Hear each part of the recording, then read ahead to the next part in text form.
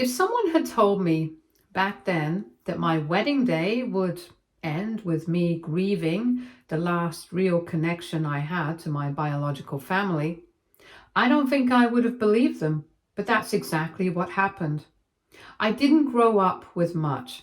I lost my birth parents when I was still a little girl, and even though my adoptive family gave me love and safety, there was still part of me that ached for the people I came from. The only physical memory I had left of my birth parents was a set of gold jewelry that had somehow survived through relatives and had been handed down to me when I turned 20. It wasn't flashy, it wasn't trendy. It was old, slightly worn, and held more emotion than value, at least in my eyes. There was a necklace with tiny floral detailing, a pair of bracelets with engraved initials I didn't recognize, and a pair of earrings with little ruby stones. I wore them on days I needed to feel close to the people I'd lost. So when I got married, wearing that jewelry felt like I was bringing my past with me into the future. I'd even taken the time to get it cleaned and lightly restored by a local jeweler I trusted. My husband Daniel knew what that set meant to me. At least I thought he did. His family was a different story. His mother, Karen, had always been a bit extra. She believed she knew best about everything. She didn't ask for opinions. She made decisions, from the wedding venue to the menu to who would sit at which table. She tried to run the show like it was hers. I let most things slide for the sake of peace, but the jewelry, that was off limits. I made it clear that I would be wearing my mother's necklace on my wedding day, even though Karen kept trying to push a new set she had bought for me. Something more elegant, she said, which was code for something that would impress her friends. A week before the wedding, she called and asked if she could hold on to the jewelry just until the big day. She insisted she didn't trust it laying around our apartment and offered to keep it in a safer place. Her home, in her personal safe. I hesitated, my gut twisted, but Daniel told me to stop being paranoid. He said his mom was trying to help and that it would be one less thing for us to worry about. Against my better judgment, I gave in. I handed her the velvet box and watched her tuck it into her bag like it was nothing more than a clutch accessory. 2 days later, the day of the wedding, everything went from surreal to devastating. I was already at the venue getting my hair done when Karen walked in, white as a sheet, claiming there had been a break-in at her home. She said someone had broken the back window and made off with jewelry, some cash, and electronics. But my set, the set she swore was safe in her possession, was gone. She kept wringing her hands and apologizing, saying she had meant to get it out of the house earlier. She called the police and filed a report. She cried in front of everyone. She even offered me her own jewelry set for the ceremony. But I didn't want her jewelry. I wanted mine. I wanted my mother's necklace, the only part of her I could carry into my marriage. Daniel looked genuinely upset, but he also didn't seem to understand why I couldn't just move on. He told me that maybe it was a sign to start fresh, and that wearing his mom's set wouldn't change what the day meant, but it did. I smiled through photos, I said my vows, I danced and clapped and drank and made all the right moves, but inside I was hurt. I kept thinking of my jewelry sitting in someone else's hands, or more likely, not gone at all. That night, when everyone had left and we were alone in our suite, I asked Daniel if he really believed there was a robbery. He looked uncomfortable but said yes, his mother wouldn't lie about something like that. That was the moment I felt something shift at the beginning of my marriage itself. It wasn't just about the jewelry anymore, it was about trust, about instinct, about The way a piece of me had been snatched away and how easily I was expected to pretend it hadn't happened. Over the next few days, I kept hoping someone would find something. The police came back with nothing. Karen claimed there were no cameras in the part of the house where the window was broken. She kept saying she felt horrible. She even bought me a new set, silver this time, with pearls. I never wore it. What ate at me wasn't just the loss. It was the way she avoided every real question. Why was the set left in an unlocked drawer?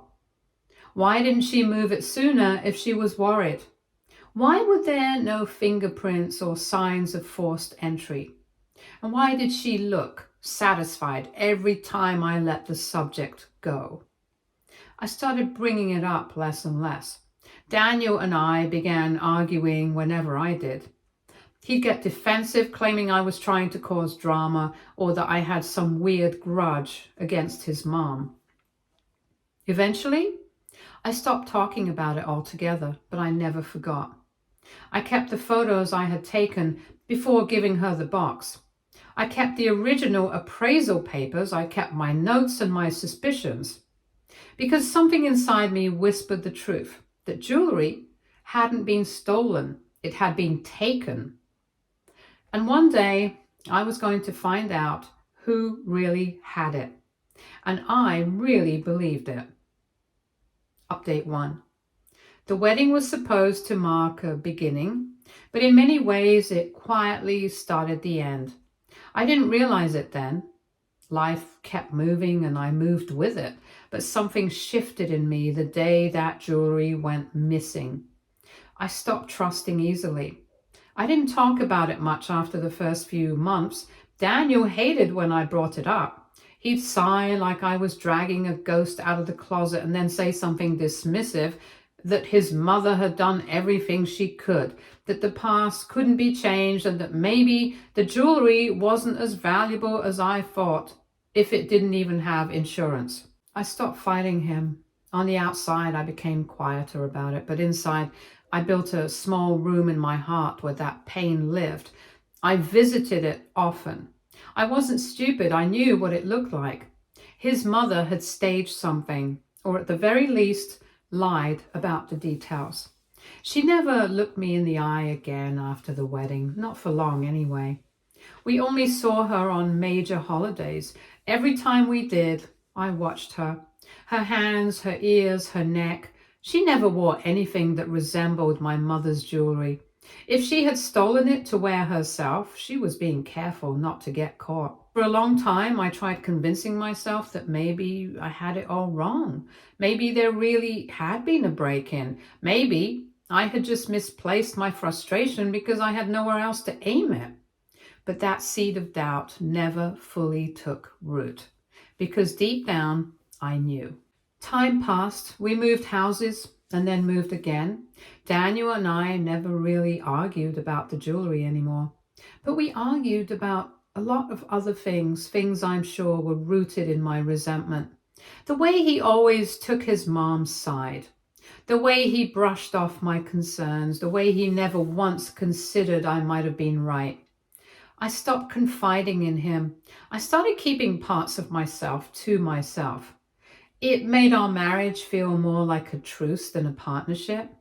Then came Risa's engagement, Daniel's younger sister. Karen went into full production mode. The wedding was going to be massive. She booked a castle-like venue 3 towns over and started planning custom invitations and even tried to loop me into helping with the decor. I refused, politely, firmly. I had no interest in playing family helper while pretending we were all fine. Risa and I had never been close. She was the kind of woman who called herself brutally honest as a personality trait. Backhanded compliments were her love language. The only reason I tolerated her was because I'd married into the family. Still, Daniel insisted we show up, so we did. The day of the engagement, I dressed myself in a sleek dark green satin dress. I kept my hair up, makeup simple. I didn't wear any jewelry except a slim silver band on my finger. I hadn't worn anything since the day mine was stolen. When we arrived at the venue, I stayed quiet, scanning the place out of habit. And then during the party, I spotted her, Risa, wearing a necklace that stopped me dead in my tracks. I could have sworn my vision blurred for a second, but when it came back into focus, I knew. It was my mother's necklace. I recognized the floral detailing, the exact curvature of the chain, even the slightly faded ruby stone that had always tilted a little to the left. It had been cleaned and polished, maybe even lightly restored, but it was mine. I stood there frozen, watching her laugh and twirl on the dance floor, showing off the piece like it was some new luxury gift. Daniel noticed me staring and asked if I was okay. I didn't answer. My pulse was hammering in my ears. I walked away from him, pretending I needed air, and went to the back terrace where I could be alone. I needed to think. I needed to not scream. After a few minutes, I returned and started watching again, closely this time. The earrings, the bracelets. She wasn't wearing the full set. But just that one necklace was enough to tell me that Karen had never lost anything. She had lied to me, manipulated me, and now she was parading the evidence right in front of my face like I'd forget. I waited. I didn't make a scene. I didn't cry. I left with Daniel without saying much, just claiming I had a headache. The next morning, I started pulling things from my drawer, the old appraisal, the photos I'd taken before handing over the box, even a tiny video clip where I had been showing my best friend the jewelry set before the wedding. I backed everything up, I wrote everything down, and then I sat with it because now I had proof. I called in a few favors, and within days I had a meeting with a lawyer. I told him everything. I asked what it would take to press charges. Whether a staged robbery like that, even from 6 years ago, could still be investigated. Whether anything could be done if I had enough evidence to prove it wasn't a break-in, but theft. The answer was yes, if I was serious about it, and I was. What Karen hadn't realized was that time might have passed, but my memory hadn't. And now the one thing she had counted on, my silence, was the one thing she was going to regret. Update 2. The days after Risa's engagement party felt like a slow burn of restrained rage. I didn't mention the necklace to Daniel. I barely spoke to him at all. And truthfully, I didn't see the point. I had tried to reason with him years ago when the jewelry first disappeared. I begged him to see things from my perspective. He told me to stop being paranoid and let it go. Now, he didn't deserve to be in the loop. That necklace had haunted me for years. The weight of it, the feel of the clasp, the way it had shimmered in sunlight. All of it came flooding back the moment I saw it hanging from Risa's neck like it was just another costume piece in her collection. But this wasn't going to be some emotional confrontation. Not this time. I'd cried too much. I'd lost too much. This time I was going to be cold, calculated, and thorough. I spent the week after the engagement gathering every shred of proof I had. The old photos of me wearing the full set on my 21st birthday. A short video from years ago where I had filmed myself showing the set to my best friend before the wedding. The original appraisal documents, which I tucked away with my important papers like some desperate hope chest. And then I pulled up footage from my wedding week, specifically the day I handed over the jewelry to Karen for safekeeping. There wasn't anything explosive in that clip, just a brief exchange on my phone, me holding the box, her insisting she'd lock it in her personal safe. But her expression had been oddly dismissive, like she didn't care about the sentimental value. At the time, I thought she was just being cold. Now I saw it for what it was: entitlement. I also visited a private investigator a friend recommended.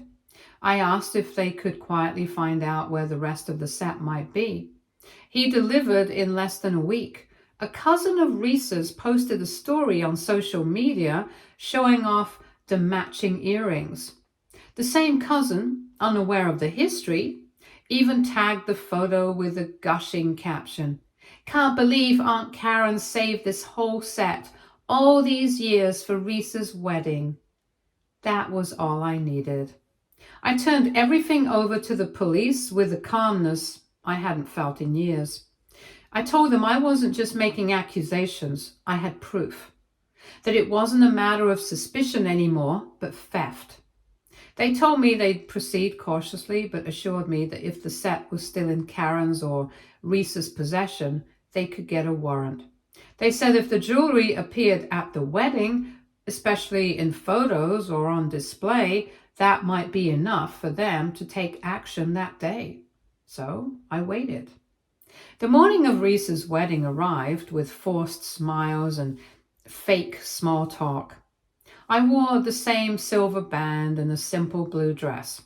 Karen gave me a tight smile when she saw me, the kind people give when they think they've won. Risa didn't say much to me, just flashed her necklace again like it was any other day. The ceremony started at noon. By then, my heart was pounding so hard I felt like I could hear it over the organ music. And then, just as the reception was beginning, it happened. Police officers entered the venue, not loud, not chaotic, just firm and swift.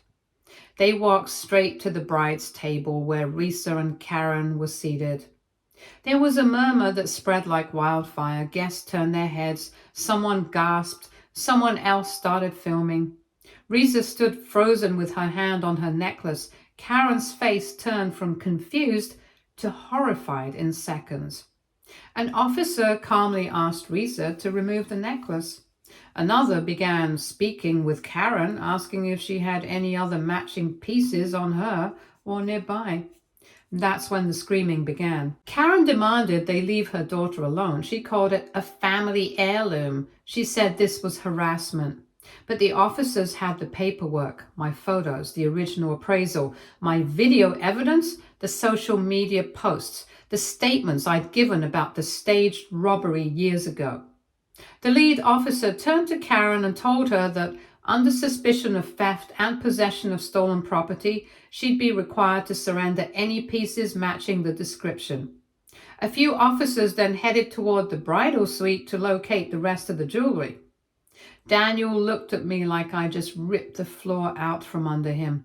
He pulled me aside and demanded to know what I'd done. I told him the truth, that the jewelry Risa had flaunted at her engagement party was mine, that the robbery was never real, that I had known for years but waited for the right time to strike. He stood there stunned, not because he didn't believe me, but because he did. Risa, meanwhile, was sobbing, not because she cared about the jewelry, but because her wedding had become a crime scene. Karen was being questioned in another room. Guests were either leaving or standing around, whispering in disbelief. The fairy tale wedding she'd planned for her daughter had turned into a nightmare, and I didn't feel the slightest bit bad. Later that night, after the police had taken everything and most guests had cleared out, I stood alone in the parking lot, watching the venue from a distance. Daniel came to find me again, and this time he was quiet. He asked why I didn't come to him first. Why didn't I just try to talk things through? I told him I had years ago, that when I cried to him after the wedding, when I said I didn't believe his mother, when I said the story didn't make sense, he was the one who told me to get over it. Now I had, in my own way. He looked away, maybe ashamed, maybe just finally understanding who his mother really was. Update 3. The fallout from the wedding raid was swift and brutal. By the time Monday rolled around, the story had already spread. A couple of guests from the wedding had sent videos and posted them, and the headline that made it online that night read something like, Mother of the bride accused of theft at wedding reception. The jewelry had been seized on the spot, and Karen was told to come in for further questioning the next day. She tried to play innocent at first, saying she had no idea the set was stolen and that someone must have gifted it to her years ago. But the officers had already matched the set to my original appraisal records and the photos. Every lie she tried to spin collapsed under the weight of evidence. She also didn't anticipate how quickly her little secret would unravel once the police started asking about the original robbery. There were inconsistencies all over the story. No sign of forced entry, no details filed back then, despite the supposed break-in, and the strangest part, her refusal to allow anyone else in the family to look through the jewelry safe at the time. Turns out the officer handling the case knew how to pressure someone like Karen. After just one formal interview, she folded. She confessed that she had never reported the robbery because there was no robbery.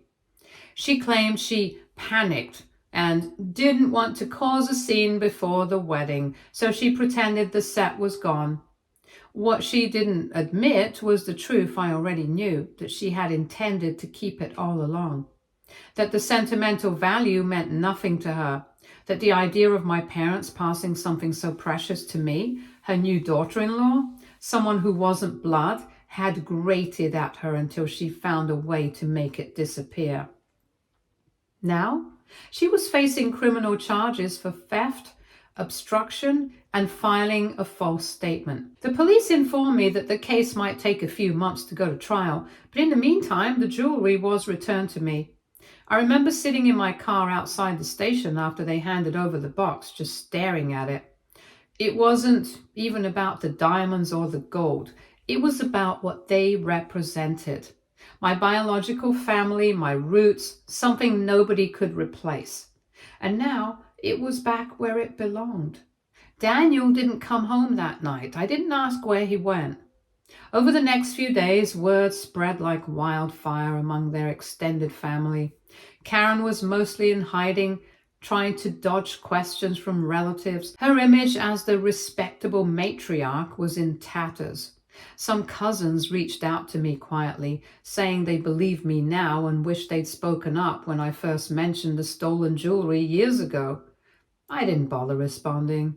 Risa, on the other hand, tried to go into damage control. She posted a long, overly edited statement on Instagram, trying to spin it as a misunderstanding. She claimed her mother had confused the origins of the jewelry and never intended harm. She also tried to subtly imply that I'd blown things out of proportion and should have handled it privately.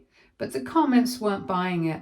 People dragged her for flaunting stolen jewelry, for acting entitled, and for calling herself the victim after the wedding was ruined.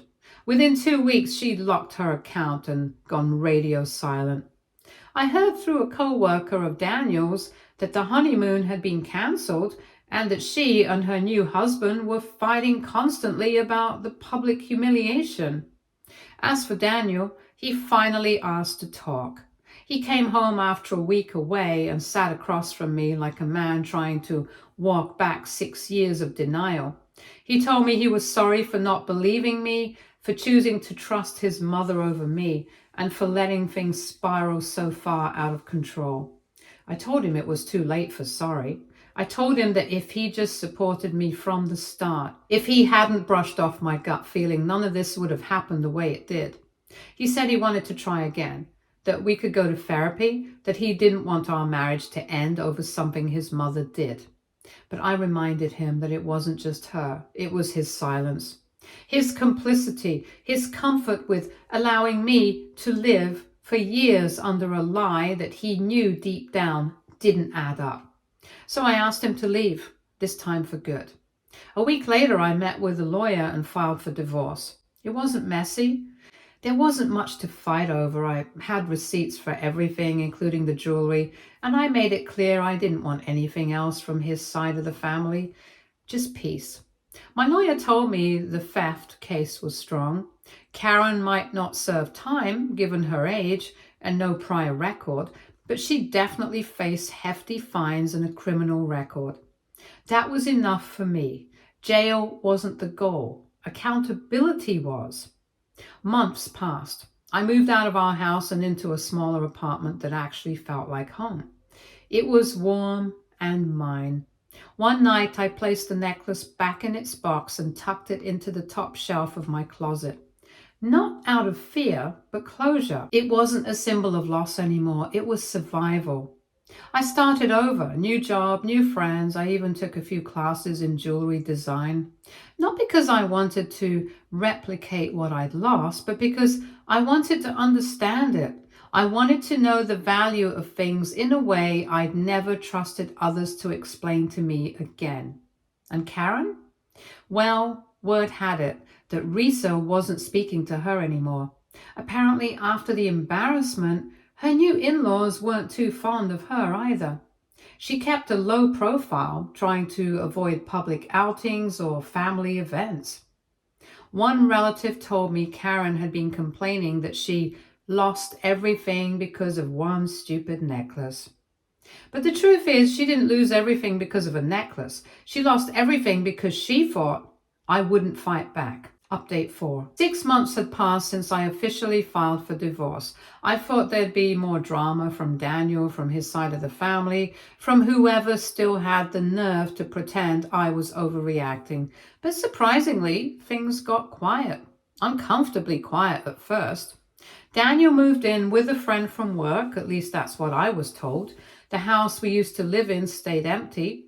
We kept communication limited to legal and logistical stuff, and even that felt odd, like we were both dancing around everything we never said during the actual marriage. I didn't owe him closure. He chose his mother's lies over my truth. He lived comfortably with her fake robbery for 6 years, while I buried the memory of my bio parents in silence. But he didn't stay quiet for long.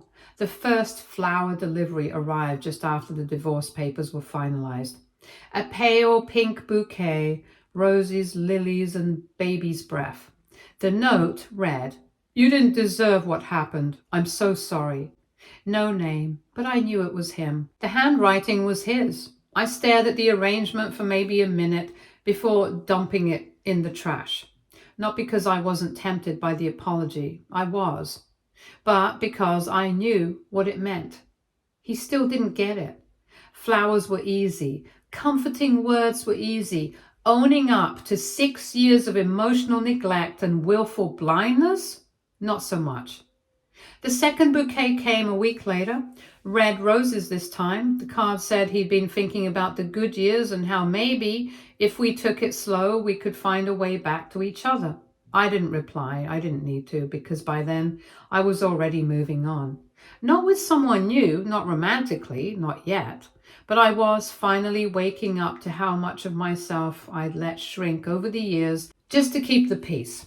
I'd spent so long walking on eggshells in that family that I'd forgotten what it felt like to breathe without guilt. Therapy helped a lot. So did getting back into things I used to love. Sketching, walking through antique markets, baking in the evenings with my music turned up loud. I even hosted a small dinner for some co-workers who'd supported me through the worst of it. Real people who didn't tiptoe around hard truths or try to gaslight me with fake sympathy. I told them the whole story one night over wine. The robbery, the wedding, the cops. One of them said something that stuck with me. "You didn't just get your necklace back. You got your power back, your ancestry." They were right. It wasn't just about reclaiming what had been stolen. It was about everything I refused to let them take from me moving forward. Daniel didn't stop with the flowers. Eventually, the deliveries turned into handwritten letters. He didn't mail them. He dropped them off at my building's front desk like some dramatic Nicholas Sparks character. Each letter was filled with memories, confessions, and regret.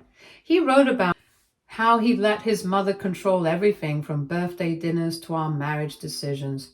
He said he missed my laugh. He said he missed the way I used to hum while cleaning, or how I always left sticky notes with reminders on the fridge. He said he still loved me, but every line felt like it was written for him, not for me. There was never a moment where he said, I should have fought for you. It was always, I wish things were different, as if the betrayal happened in a vacuum. It didn't. He watched me cry over that jewelry, and when I thought it was gone forever, he told me I was being paranoid. He stood next to his mother while she smiled at me with that smug little face and said, some things just weren't meant to be kept. No amount of handwritten letters could erase that. I didn't block him. I didn't respond either. Silence became my answer. And eventually, even he got tired of shouting into a void.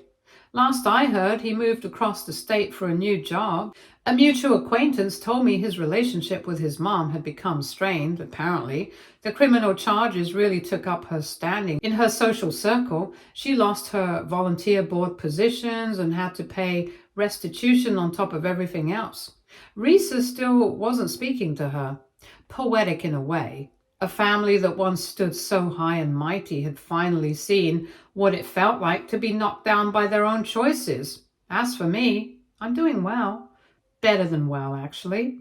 Sometimes I still wear the necklace, not to flaunt it, but to remember, to honor the parents I lost and the strength I gained by refusing to let anyone else take advantage of their memory again. I even joined a local community group focused on helping young women recognize gaslighting and emotional manipulation in relationships. I shared my story once during a workshop. No names, no jewelry, just the essence of it. And someone came up to me afterward and said, thank you, that gave me the courage to finally leave. I think that was the real full circle moment. Not the raid, not the divorce, not even the justice. But knowing that by standing up for myself, I helped someone else believe they could too. That's what Karen never understood. She thought I was weak. She thought I was some sentimental orphan who would bow her head and swallow whatever scraps she offered, just to keep the illusion of family. But I didn't need their approval. I never did. I just needed to remember who I was before they tried to shrink me down. And now I'm everything they never saw coming. Stay tuned for more stories from our girl relationships.